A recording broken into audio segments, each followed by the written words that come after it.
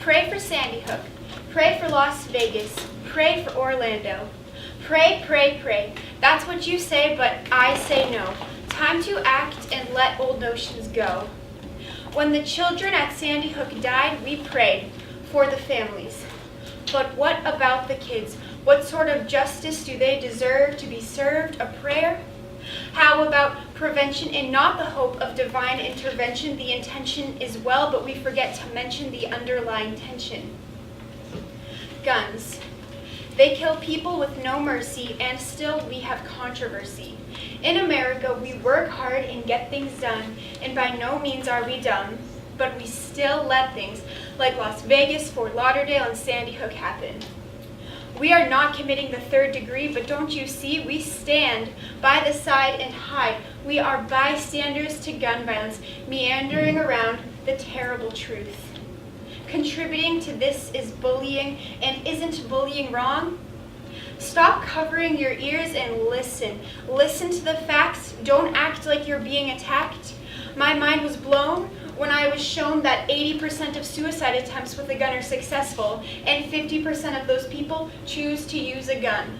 Now, isn't that stressful? Deciding to take your life is a momentous decision, and with a gun, it takes the barest of precision. And still, we pray and say, why God, how can you let this happen? No, how can we let this happen? How can we let this happen? Ignorance is bliss. To miss the kiss of reality and dismiss the glazed haze of a truth, that is bliss. But it's not. It is no longer bliss when the proof is there, where, everywhere. In the sound and smell of loss, in the what-ifs and forgotten memories, in the world crashing down on each and every friend and family, in the eyes of a child's last breath. And still, we stay and pray and stay and lay down to bed and say, hey, God, why haven't you done something? Anything, you've done nothing. So now it's time to say, to yell, to scream, I am going to do something. We are going with the tide, riding the easy breezy wave to save the pride that Americans don't hide, blatantly esoteric. And can you feel the fear?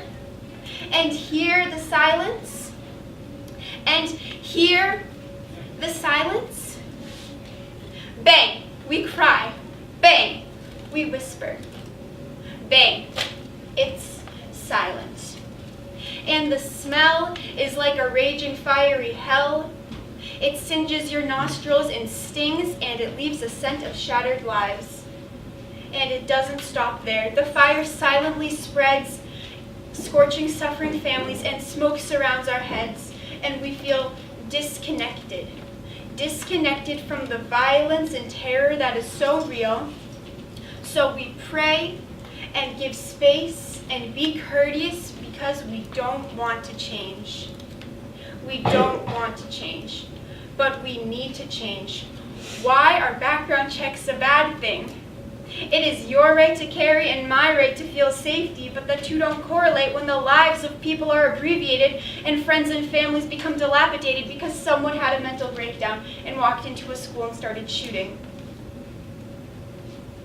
The possibility of preventing Sandy Hook was erased when Adam Lanza didn't have to face the scrutiny of a psychological evaluation. This mishap, this loophole, cost the lives of those innocent souls. We learn from our mistakes, and this one takes the cake. We have to come together and think about what is at stake for the sake of the future.